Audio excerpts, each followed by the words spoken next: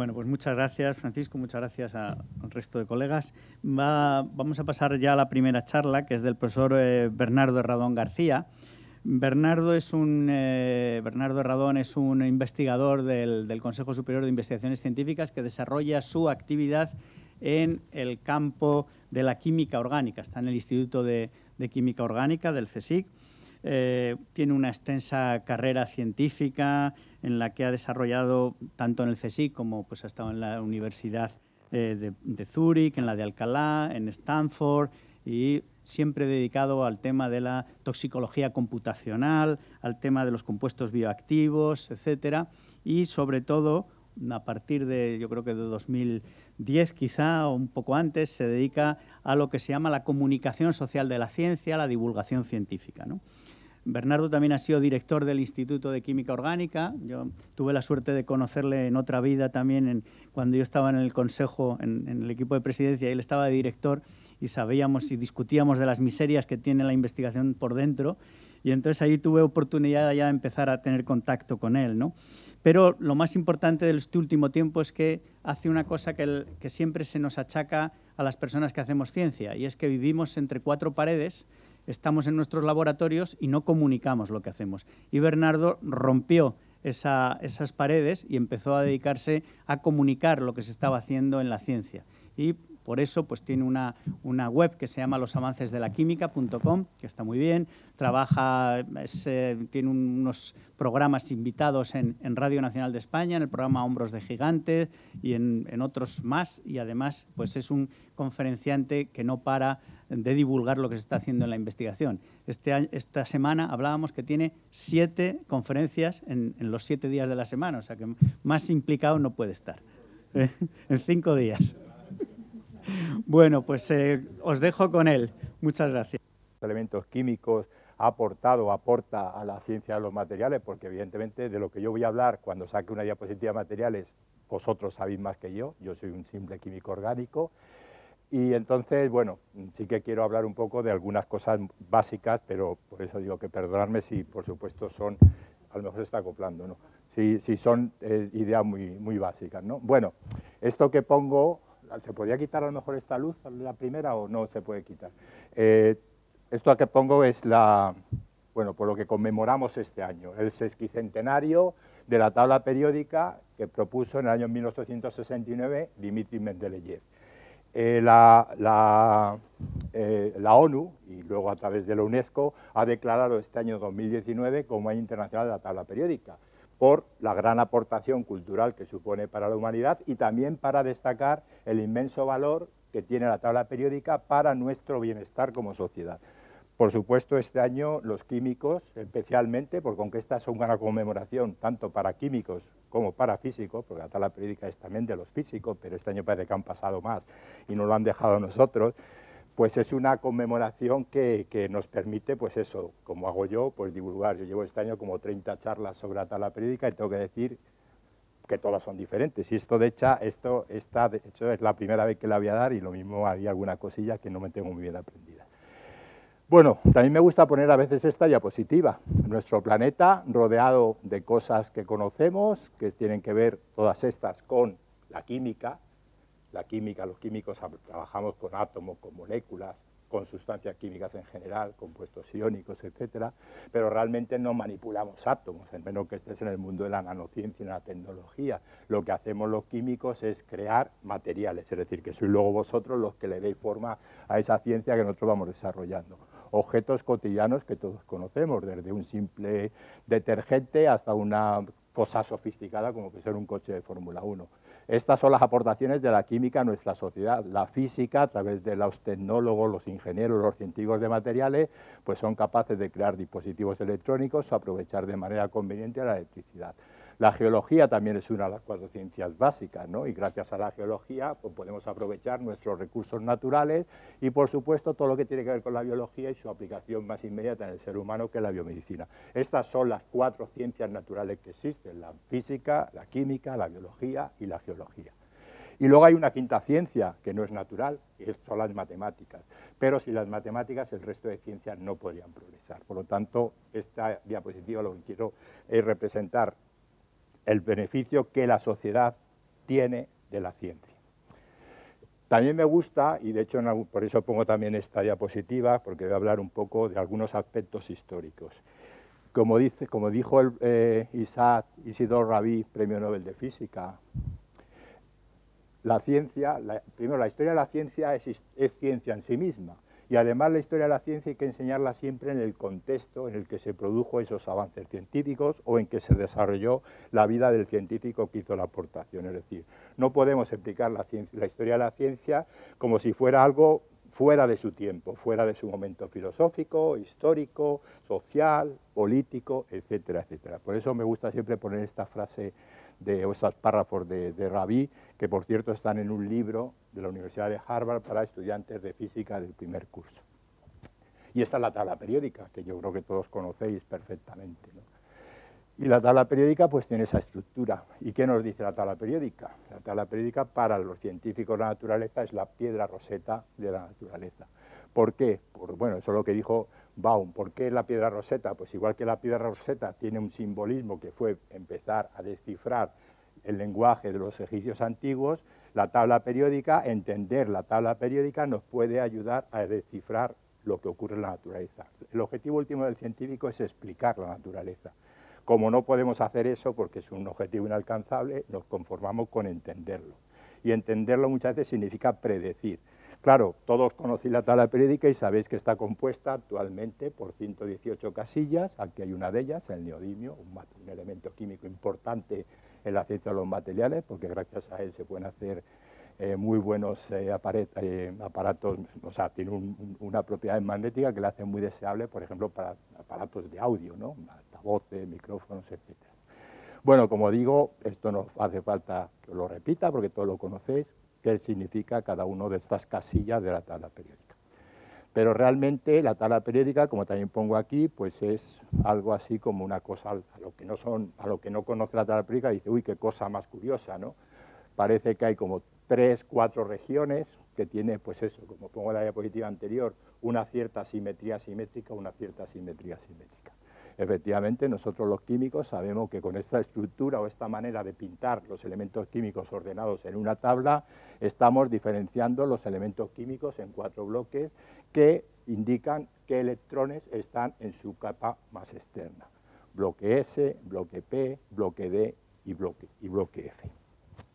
Estos son, para mí, o sea, la química, como una ciencia ya madura y muy extensa, uno puede dar muchas definiciones de la química. Esta es la que yo suelo poner a los estudiantes de secundaria, perdonad si es muy elemental para vosotros, pero a mí me sigue pareciendo que es la definición más amplia en contexto y concepto y corta.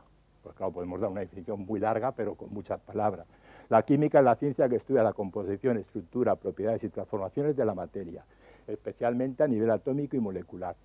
Y esa es la clave, atómico y molecular. Los químicos nos encargamos de estudiar los átomos y las moléculas. Y como los átomos quieren estar unidos entre sí y formar especies iónicas, especies metálicas, moléculas, pues entonces, bueno, pues eso es lo que estudia la química, ¿no? Y como todo está constituido por ese tipo de agrupaciones de átomos, pues los químicos a veces decimos que todo es química. Y los físicos nos dicen, ¿cómo va a ser todo química? Si realmente todo es física. Luego matizaré esta definición. Esto es lo importante de la tabla periódica, lo que nos dice. Aquí tenemos estos 6 elementos, del 5 al 10 de la tabla periódica, segundo periodo, del boro al neón. Y sabéis que este numerito que está aquí, la tabla periódica es una ley natural que se rige por los números enteros, desde el 1 hasta, en teoría, el infinito, de momento el 118, lo que nos dice, porque es la definición de número atómico, que es este número que está aquí, es el número de protones que hay en un núcleo de un átomo. Eso es lo que caracteriza un átomo. 2 átomos son lo mismo si tienen la misma número de protones en su núcleo. Pero sabemos que un átomo neutro tiene el mismo número de electrones que protones hay en el núcleo. Por lo tanto, este número también nos dice cuántos electrones tiene ese átomo en su corteza electrónica. Y esto es lo importante para los químicos, los electrones. Y de los electrones, matizando incluso, yendo más allá, solo la última capa, porque todo lo demás se lo dejamos a los físicos, ¿no? Entonces, saber que la estructura de la tabla periódica refleja la estructura electrónica de los elementos, podemos deducir sus propiedades, cómo se van a combinar químicamente, cómo se van a comportar físicamente, qué propiedades tecnológicas van a tener, qué propiedades biológicas van a tener. Ustedes saben que muchas veces se dice, me tomo este vino porque es natural y no tiene química, y esto no te lo tome porque es químico. Bueno, sabemos que hay una quimiofobia que tiene que ver con lo natural como bueno, lo químico como sinónimo de sintético artificial como malo. No, o sea, una cosa es buena o es mala, desde el punto de vista, por ejemplo, biológico, simplemente por su estructura química. Y da igual que su origen sea natural o sea sintético. Eso es lo que marca estos números, estas configuraciones electrónicas que aparecen en los átomos, es decir, poder predecir la estructura. La estructura es fundamental para entender las propiedades. Y a partir de la estructura podremos diseñar, fabricar materiales que nos sirvan para los fines que nos planteamos los ciudadanos, ¿no? Aquí hay otras visiones más que definiciones sobre la química. La química es la ciencia que está entre la física y la biología, eso siempre se dijo. Entre las 4 grandes ciencias, las clásicas, está eso. Pero en los últimos tiempos ese papel quizás ha sido sustituido por 2 áreas multi e interdisciplinares como son la biomedicina y la ciencia de los materiales. Y efectivamente la química es una ciencia que está entre medias de la biomedicina y la ciencia de los materiales. También se suele decir que la química es la ciencia central, útil y creativa. Y otra frase que me gusta mucho es que la química es la ciencia que crea su propio objeto. Yo antes he dicho que la química es una ciencia natural, es una ciencia natural, pero un químico puede trabajar toda su vida en química sin hacer nada natural, como por ejemplo la gente que fabrica sustancias que no existen en la naturaleza. Pero muchas veces la naturaleza es la inspiración para que los químicos hagamos cosas. Por ejemplo, aquí tenemos la molécula de morfina, que es un producto natural, un alcaloide, que tiene unas propiedades beneficiosas desde el punto de vista terapéutico o farmacológico, porque son analgésicos y anestésicos, pero tienen un grave problema, que es que crean adicción. Por lo tanto, los químicos, a partir de la estructura de este producto natural, crearon productos sintéticos, digamos, imaginados en el laboratorio y luego, por el químico en un papel, y luego sintetizados en un laboratorio, que tienen propiedades beneficiosas como la morfina, esas 2 características, pero que no son tan, digamos, no tienen esos papeles perjudiciales como puede ser crear adicción. Y aquí tenemos 2 generaciones de analgésicos y anestésicos, la mepiridina de los años 30 del siglo pasado y el fentanilo. Esta es otra de la imagen de antes que he puesto también, y la frase es esa, la química nos rodea. Es verdad, la química nos rodea. Y esto lo que quiero decir es eso de todo es química, no, todo lo cotidiano es química, porque nosotros estamos usando cada día sustancias que están hechas con química. Y aquí hay una frase de uno de los químicos principales de principios del siglo XX, un científico importante en el área de la ciencia de los materiales, como es Leo Beck. La baquelita, el primer polímero que tuvo un uso masivo en nuestro planeta. Y decía que podemos verdaderamente decir que la estancia de la química es sus aplicaciones. Para mí, como químico orgánico, yo estoy bastante cercano, pues por ejemplo, a los materiales que son polímeros, ¿no? Pero no voy a hablar de polímeros, excepto recordar lo que es la baquelita, esta estructura, un polímero. Aquí está Beckland en su laboratorio, creó una empresa con la que se hizo multimillonario, por supuesto, y aquí están algunos de los objetos que los más jóvenes no habrán visto nunca, pero que los que somos más mayores pues nos acordamos de todos ellos, desde los casquillos de las bombillas hechas de baquelita, esta cosa negra, y quizá la última aplicación masiva que ha tenido la baquelita ha sido como las carcasas de las baterías de los coches. Pero ya digo que en una época, años 30 del siglo pasado, todo era, o casi todo era de baquelita. Luego la baquelita ha sido desplazada por otros polímeros como polipropileno, poliestireno. Bueno, aquí está la centralidad de la química, que se relaciona con todas las ciencias. ¿Por qué? Porque la química, pues podemos proporcionar moléculas, por ejemplo, para estudios biológicos, podemos proporcionar moléculas para hacer nuevos materiales, y especialmente nuestra relación con la ciencia de los materiales, las nanociencias y la nanotecnología, interrelacionado también, por supuesto, con las matemáticas, con la biofísica y con la ingeniería, es bastante estrecha. Aquí hay algunas imágenes de algunos materiales, que está, digamos, robada de mi amigo Emilio Morán, de la Facultad de Químicas de la Complutense. Y bueno, algunas de las cosas, vamos hacia lo más pequeño. estamos en el mundo de la nanociencia. De hecho, la nanociencia, la nanotecnología, posiblemente es la revolución que estamos viviendo nosotros. Claro, decir que estamos viviendo una revolución científico-tecnológica es difícil saberlo si estamos metidos en ella, lo dirá el futuro, ¿no? Pero al final lo que intentamos es hacer las cosas cada vez más pequeños. Primero a escala nano y el siguiente nivel será a escala molecular. Y a escala molecular pues ya empezamos a tener cosas que parece que funcionan como máquinas. Por eso, como son moléculas, son máquinas moleculares.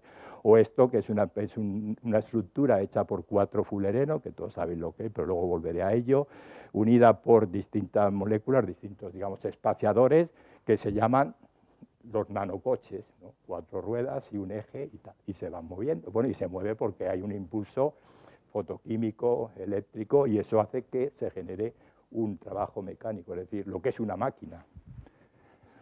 Aquí tenemos, como decía antes, voy a hablar algo de historia, y aquí tenemos los 10 elementos que se conocían en la antigüedad. Yo creo que todos los conocéis, algunos de ellos, por supuesto, son muy importantes en el desarrollo de materiales. Bueno, todos son importantes en el desarrollo de materiales, pero especialmente el hierro, que ha mencionado Juanjo, y el carbono, pero también, por supuesto, el cobre, la plata, el oro, etc. 10 elementos solo se conocían en la antigüedad. Esa es la tabla periódica de los elementos químicos, solamente con los elementos que se conocían en la antigüedad. Y vemos que algunos elementos están agrupados. Esto, cuando yo doy una charla en un instituto y la gente es reacia a aprenderse la tabla periódica, que no hay que aprenderla de memoria, pues a veces conviene bien sacar estos tipos de imágenes parciales para que la gente se dé cuenta de por qué el cobre, la plata y el oro se conocen de la antigüedad. Bueno, eso se lo dejo como pregunta a los estudiantes de secundaria, ¿no? Y estos son los elementos químicos más abundantes en nuestro planeta. Excepto el hierro y el carbono, no son los que se conocen desde la antigüedad. ¿Por qué? Porque una cosa es que sean abundantes y otra que se puedan aislar. Algunos de ellos son gases, por supuesto en la antigüedad no se podían trabajar con gases. Algunos son muy reactivos, como puede ser el potasio y el flúor, y por lo tanto era difícil tenerlos en estado puro. Aquí están los pocos elementos químicos que se tiene constancia de que se descubrieron durante la época de los alquimistas, que duró muchísimo tiempo, pero no hicieron grandes progresos, o quizás sí, por lo que decía antes, de que la historia de la ciencia hay que estudiarla en el contexto histórico. Los alquimistas hacían la química, o prequímica, o protoquímica, que podían hacer con los medios que tenían, porque los alquimistas solo descubrieron 4 elementos químicos, pero nos dejaron muchos procedimientos de laboratorio, como las destilaciones, por ejemplo, que hoy en día aún usamos, y sustancias químicas como el ácido sulfúrico, el éter o el minio, esa sal de plomo, el óxido de plomo que se utilizaba antes para proteger los hierros de poca calidad de la oxidación, ¿no? El periodo 1735-1797, ¿y por qué este periodo? Bueno, porque hay un salto ahí, el elemento químico que se descubrió antes del 1735 aún lo tuvo un alquimista y fue en 1679, y este periodo porque coincide más o menos con el esplendor de Antoine Logan Lavoisier, o sea, el padre de la química moderna. Y aquí la química era una ciencia que no aplicaba el método científico, de hecho tenía teorías que eran, bueno, desde nuestra perspectiva pseudocientíficas, pero ya empezaban a trabajar, por ejemplo, y eran capaces de manipular gases. Por eso se aislaron estos gases, el hidrógeno, el nitrógeno, el oxígeno y cloro. Y muchos elementos que, utilizando esas técnicas de laboratorio, que eran ya muy refinadas, pero con poca base científica, poco fundamento científico, pues fueron capaces de aislar algunos elementos que también veis que están, en cierto modo, relacionados unos con otros, ¿no? Aquí tenemos 2 elementos químicos descubiertos por españoles, el wolframio y el platino. De hecho, el platino es el primer elemento que se descubre en este periodo, precisamente en 1735. Periodo 1801-1867, que también hay un salto ahí, no muy grande, pero sí que hay un salto de varios años. ¿Por qué elijo este periodo? Porque es justo ya después de la muerte de Lavoisier, y tenemos un elemento químico descubierto por un español, el vanadio, descubierto por Andrés Manuel del Río en 1801. Y aquí, si os fijáis, hay muchos elementos que están agrupados, los famosos alcalinos, alcalino-térreos, y hay otros elementos que son también muy reactivos y que se aíslan por primera vez. 1867, ¿por qué el final de esta época? Porque justo después viene en 1800, no hubo ninguno en 1868, y justo después viene la tabla periódica de Dmitri Mendeleev, que conocía en su momento, él creía que 63, pero uno era mezcla, por lo tanto 62. ¿Y por qué? Y esta es la época dorada en el descubrimiento de los elementos químicos. ¿Por qué?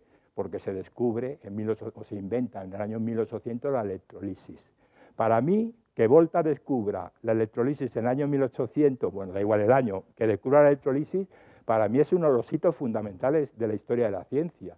Primero porque nos daba la idea, sabéis que la electrolisis que hizo Volta, la pila voltaica, que por eso se llama pila porque apilaba discos de cobre y de zinc, dos elementos con características electrónicas distintas, lo que demostraba era que la materia era eléctrica, es decir, que había algo en la materia que permitía crear una corriente eléctrica, cosa que pasó desapercibida durante bastante tiempo, no a todo el mundo. Claro, Volta, ¿qué hizo? Generar electricidad a partir de sustancias químicas. Pero hubo químicos muy valiosos, muy clarividentes, que hicieron lo contrario, usar la electricidad para generar sustancias químicas. Y de esa manera se generaron, pues por ejemplo, se obtuvieron los metales alcalinos y alcalinos térreos, especialmente debidos al trabajo del gran Humphrey Davy. Posterior, ya una vez que Mendeleev ha establecido su tabla periódica, y lo vamos a dejar aquí en 1907, porque luego ya vienen los elementos transuránidos, que muchos de ellos son radiactivos, pero sí que merece la pena destacarlo porque se aísla el elemento más reactivo de la tabla periódica, el flúor. Elemento que se conocía, sabía que existían minerales desde la antigüedad, pero nunca había sido posible aislarlos, y se aíslan los gases nobles, lo que obliga a crear un nuevo grupo en la tabla periódica. Ya no valía la tabla periódica de Mendeleev. Y aquí también se trabaja en estos elementos químicos, que son los famosos lantánidos, lantanoides o tierras raras, que sabéis que tienen mucha disputa, mucha fama ahora mismo en prensa, por la disputa entre Trump contra todo China y todo el resto del mundo, ¿no? Porque, vamos, menudo está el amigo Trump con las tierras raras. Como los chinos nos corten el suministro de tierras raras, creo que retrasamos 100 años fácilmente en nuestro progreso. De hecho, se está hablando de que esta es la época de las tierras raras, los lantanoides. La vida, desde el punto de vista químico, pues la vida para un químico, como yo, químico orgánico, es esto. No hace falta que intentéis leer nada porque no merece la pena. Yo lo que quiero dejar de manifiesto que esto es un esquema de las reacciones principales del metabolismo humano, y con esto lo que quiero decir que para un químico la vida es nada más que un conjunto de sustancias y transformaciones químicas. El biólogo que se ocupe de otras cosas y el filósofo de otras, ¿no? Pero para un químico es esto. Por eso nosotros podemos hablar de la química del cuerpo humano desde el punto de vista de la composición elemental. Somos realmente 6 elementos: oxígeno, carbono, hidrógeno, nitrógeno, calcio y fósforo. Y desde el punto de vista molecular, pues somos principalmente agua, igual que el resto del planeta, ¿no? O sea, nuestro planeta se llama Tierra, pero se tenía que llamar planeta agua, ¿no? ¿No lo creéis? Y ahí están los elementos químicos esenciales para la vida, o los que son abundantes, que están en rojo. El hierro no es abundante, pero es fundamental, porque forma parte de la molécula, de la proteína de hemoglobina, que se encarga de llevar el oxígeno de los pulmones al resto del organismo. Y en verde están los elementos que son esenciales, pero no son mayoritarios. Y otra vez vemos la agrupación de estos elementos químicos en bloques muy determinados de la tabla periódica. Un elemento químico fundamental para la vida es el carbono. Sin carbono no habría vida, no en este planeta, sino en cualquier planeta que nos imaginemos. Porque el carbono, al ocupar esta posición en la tabla periódica, una posición bastante centrada en el segundo periodo, es bastante pequeño y tiene 6 electrones, eso hace que el carbono tenga una capacidad de lo que a mí me entusiasmó cuando yo tenía 12 y 13 años y quería ser químico, y además quería ser químico orgánico. El carbono tiene capacidad de concatenación, propiedad de concatenación, es decir, que es capaz de formar cadenas largas. Y esa es la base de la vida, poder formar proteínas, ácidos nucleicos, gracias a la capacidad de formar enlaces carbono-carbono o con otros elementos del carbono. Pero el carbono en los últimos tiempos también es un material. Por supuesto, conocíamos 2 formas alotrópicas del carbono, el diamante y el grafito. Podemos explicar muy bien las propiedades de un y otro viendo esas estructuras cristalinas. Os vuelvo a repetir, la estructura es lo que determina las propiedades.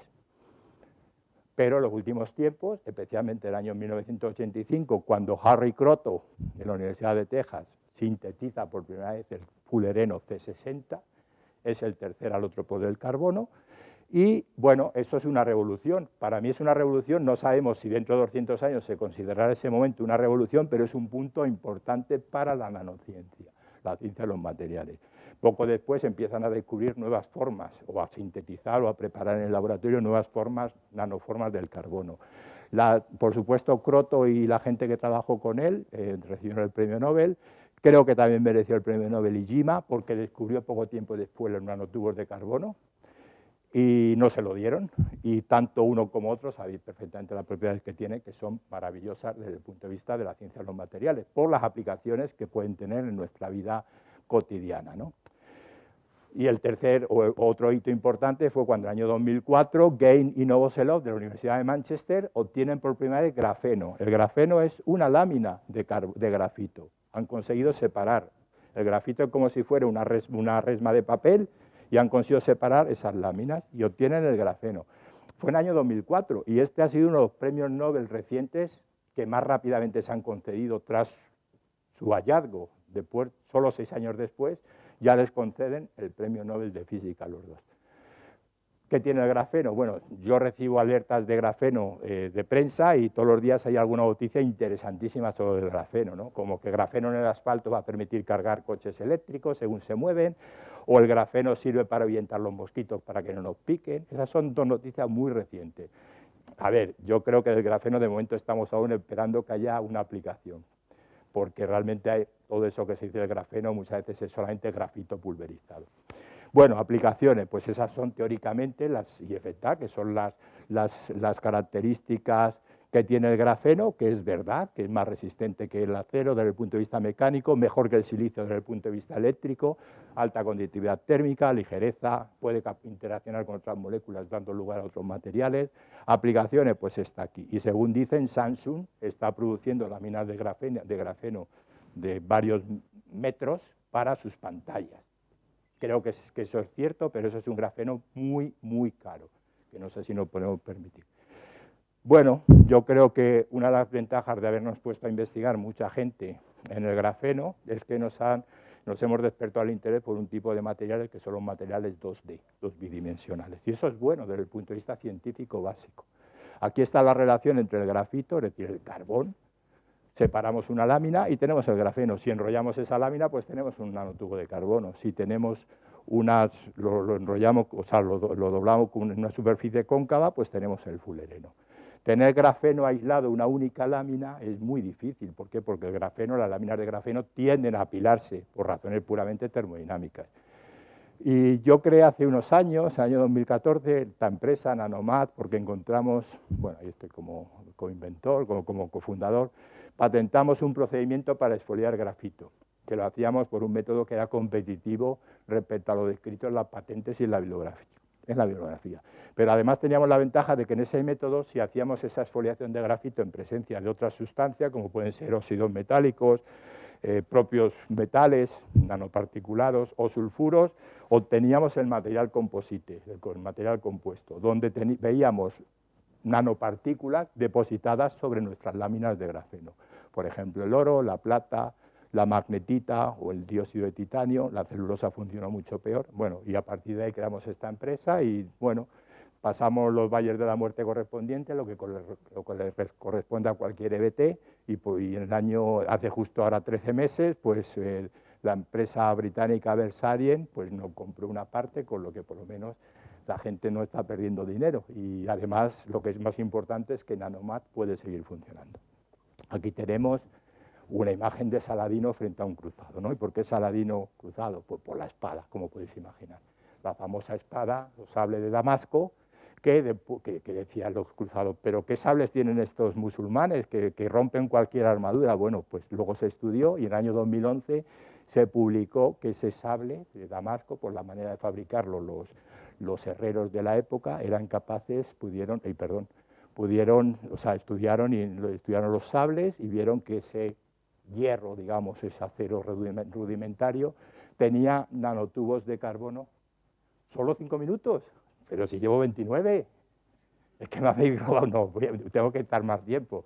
Llevo 29 minutos, lo tengo aquí apuntado, 29, 37 segundos. Bueno, tengo que estar un cuarto de hora más, o sea, que no puedo 10 minutos más.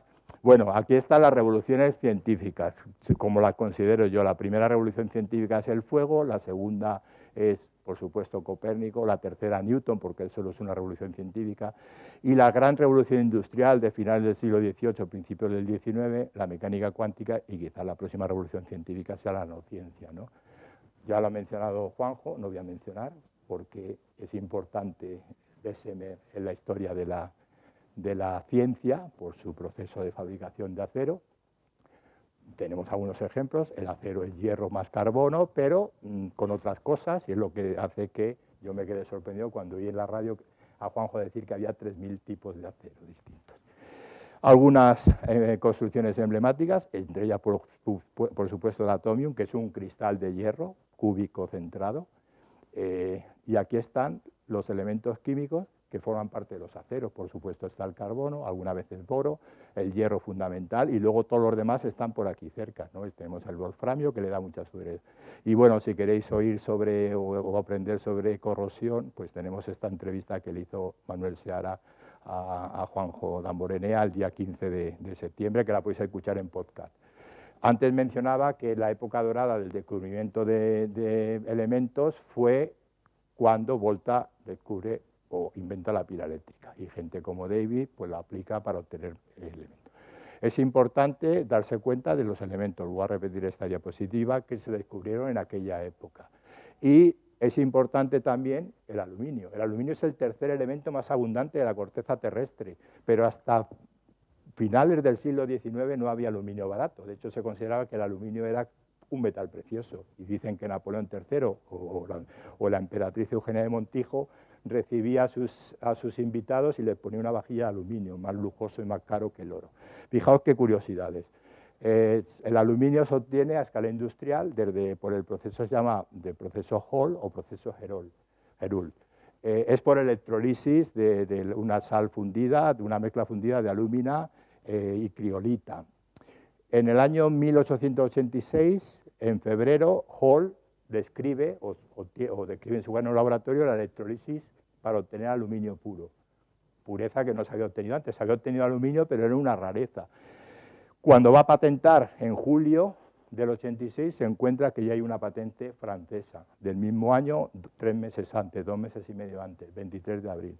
Casualidades de la vida, uno en Francia, uno en París, el otro en New Hampshire, en Estados Unidos, y resulta que es simultáneo ese descubrimiento. A veces ocurren estas casualidades, pero aún cosas más curiosas de estos dos personajes. Hall nace en 1863, Heroult nace en 1863. Hall muere en 1914, Heroult muere en 1914. Yo digo, estas son cosas, deben ser la misma persona, ¿no? Con meses de diferencia, pero bueno.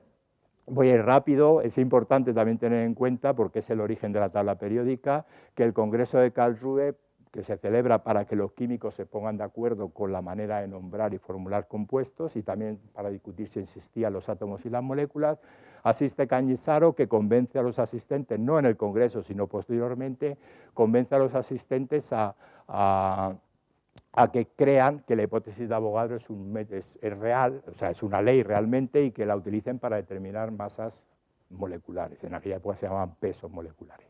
A ese congreso asisten dos jóvenes en aquella época, Lothar Meyer y Mendeleev. Y bueno, los dos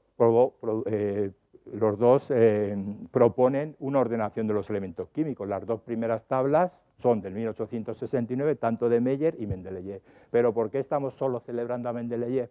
Porque Mendeleev fue muy osado, sabía mucha química, y gracias a su sabiduría Mendeleev fue capaz de predecir que en su tabla periódica existían huecos de 4 elementos químicos, que además predijo sus propiedades, no solo del elemento químico, sino de sus compuestos y derivados, y acertó en esos 4. Luego, de hecho, Mendeleev no es que propusiera 4, porque cuando le surgieron los gases nobles se volvió un poco loco y empezó a proponer otros elementos químicos, incluso algunos o sea, más ligeros que el hidrógeno, cosa que bueno, sabemos que es imposible, ¿no? Propuso 16, acertó en 8, fracasó en 8. Bueno, si lo veo por la botella medio llena o medio vacía, pues podemos darle las felicitaciones o decirle que era muy mal pronosticador. Y el elemento químico que primero se encontró fue el galio, y el galio, yo escribí sobre el galio y Mendeleev y lo que supuso, no voy a entretenerme, si queréis podéis leerlo ahí, pero el galio está aquí. Y todos los elementos que le rodean son fundamentales para hacer materiales fundamentales para nuestra vida, porque la electrónica está basada en estos materiales que tienen la propiedad de ser semiconductores. El silicio, el galio, el arsénico y el nitrógeno, por ejemplo. Arsenuro de galio, el sustituto del silicio. Cuando nosotros vemos al silicio y pensamos algo que sea isoelectrónico, por ejemplo, con 2 átomos de silicio, pues ya está, perdón.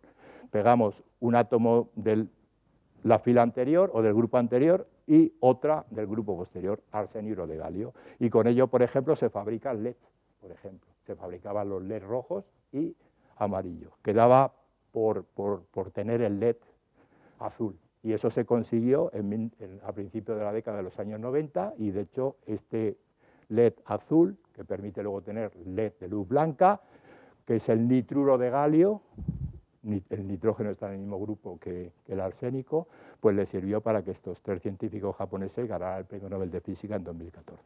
Los lantánidos, los he mencionado, 120 años de investigación conseguir aislar los lantánidos. Los lantánidos, pues es la base de estos materiales, los superconductores, lo que llamamos alta temperatura, ¿no? Fue un boom. De hecho, recibieron el Premio Nobel también poco tiempo después, cuando los cupratos de lantano y bario u otros elementos se ve que tienen temperaturas críticas de 30 Kelvin o incluso superiores, ¿no? Pero bueno, ese récord se ha batido este año porque resulta que, ya se batió el año pasado, porque resulta que se consiguió un hidruro de lantano que tenía una temperatura de 215 Kelvin como temperatura crítica. Y este año aún se ha vuelto a romper ese récord porque se ha conseguido el sulfuro de hidrógeno, el sulfuro de hidrógeno, ácido sulfídrico, pero a muy alta presión, 150 gigapascales.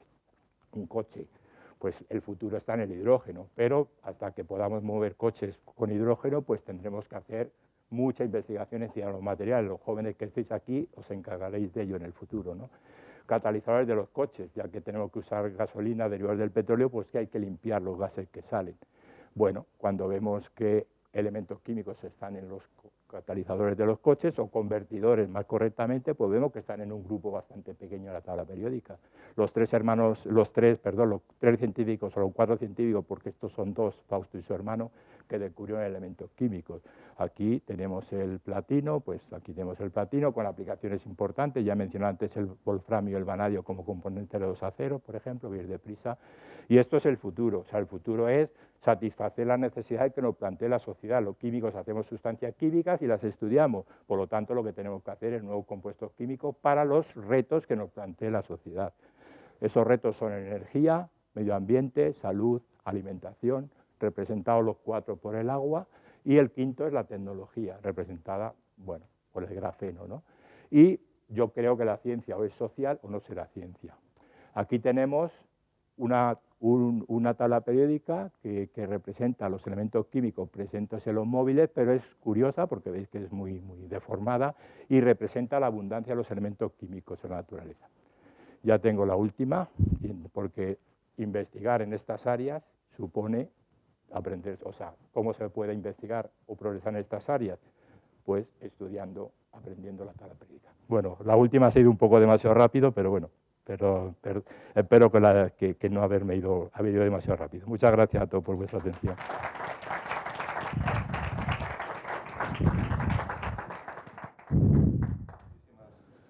Muchísimas gracias, Bernardo, por tu magnífica charla. Y para tratar de cumplir los tiempos, hay tiempo para un par de preguntas, pero por favor, concisas. Que hemos empezado muy tarde. Sí, nos hemos retrasado un poco, luego está el micrófono y todo esto. ¿Alguna pregunta? ¿No? ¿Estáis todavía en la luz? Juanjo. Espera, te pasamos un micrófono para que podamos cantar mejor. Sí, muchas gracias, Bernardo, por la charla tan interesante. Yo te quiero hacer una pregunta con trampa, en el sentido de que nosotros descubrimos, genérico, este plural majestático, el wolframio, y sin embargo la IUPAC ha decidido cambiar de nombre a tungsteno. ¿Por qué hemos perdido eso? Bueno, realmente cuando se descubre el wolframio, en aquella época de la Ilustración, que es un hecho que hay que destacar, se descubren los elementos químicos por españoles en una época que empezamos a ser un poco brillantes en ciencia, la época de la Ilustración. En aquella época estaba muy unido el nombre del elemento químico con la química con la mineralogía. Entonces, los hermanos Elújar aislaron el wolframio de dos minerales que eran estructuras químicas parecidas, un óxido de wolframio y otro un wolframato. De dos minerales, uno se llama wolframita, traído de Alemania, y el otro se llama tungsten, que en sueco significa piedra pesada, traído de Suecia. Entonces, de hecho, incluso entre los dos hermanos Elújar había disputas de cómo llamar al elemento. Fausto, que era el más joven, pero era el más relevante científicamente, quería llamarlo wolframio con V, no con W. Y Juan José, tocayo tuyo, quería llamarlo tungsteno. ¿Qué ha ocurrido? Pues que ya en esa época, y yo no creo que fuera por España, la monarquía española o algún tema político con España, sino que tenía que ver con la disputa que había Alemania, Francia, Inglaterra, que era política, era guerrera, pero también era científica. Entonces los alemanes empezaron a llamar al elemento químico wolframio. Estoy hablando del siglo, o sea, se descubre el wolframio en 1783, es decir, de comienzos del siglo XIX, y los ingleses y franceses le empiezan a llamar tungsteno. Y durante mucho tiempo han coexistido los dos nombres, y de hecho en los principios de química de los principios de química de Mendeleev, al elemento químico le llama tungsteno. Entonces, como al fin y al cabo, cuando llega el siglo XX, la lengua franca de la ciencia es el inglés, y el alemán ha perdido un poco de poderío, pues como el nombre en inglés era tungsteno, pues se decide usar, digamos, de manera internacional tungsteno. Pero la IUPAC reconoce que en castellano, en italiano, porque en portugués, ¿no? En portugués le llaman tungsteno, y en alemán se puede llamar wolframio o sea, wolframio, etc. Y entonces eso es lo que hemos conseguido, y que se mantenga el símbolo de la W. Pero no hay, a ver, hay nacionalismo, no hay nada en contra nuestra para llamarlo así, es simplemente que muchas veces los nombres se le han dado más de un nombre y al final, pues eso, aquí se ha llegado a un compromiso. Más triste lo del vanadio. A mí el nombre del vanadio me gusta más que el nombre que le dio originalmente del río al elemento, que lo llamó primero pancromio y luego eritronio. Creo que vanadio es un nombre mucho más bonito que pancromio eritronio, pero tenía que haberse llamado pancromio eritronio. Bueno, fue en esas circunstancias. Yo no me apena, de hecho yo siempre diré wolframio, excepto solamente digo una excepción, que es cuando me refiero al magnífico libro que recomiendo, si no lo habéis leído, y si lo habéis leído, volverlo a leer, Tío Tungsteno, de Oliver Sacks, porque claro, Tío Tungsteno es un nombre propio, y aunque sea Tío Wolframio en español, no podemos, digamos, fastidiar o corregir a un autor, a un artista, ¿no? Si me permites una pequeña nota a todo lo que has dicho, que es estupendo.